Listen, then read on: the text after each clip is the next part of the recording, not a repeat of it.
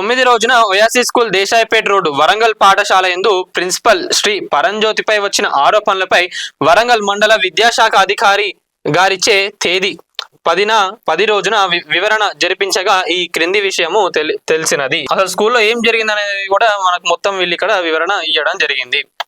ప్రకటన ఇవ్వాలి కదా వాళ్ళు, అసలు ఒకసారి ఏం జరిగిందో తెలుసుకున్నాక మనకు దాని గురించి చెప్పడం జరిగింది.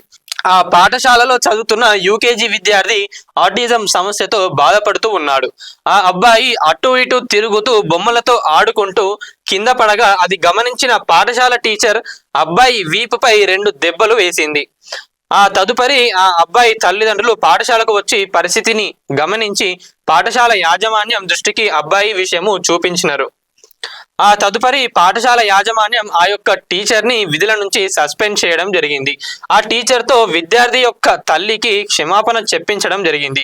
అందులకు అంగీకరించిన విద్యార్థి యొక్క తల్లిదండ్రులు ఆ అబ్బాయికి ఉన్న ఆటిజం సమస్య వల్ల అదే పాఠశాలలో కొనసాగించుటకు అంగీకరించినది.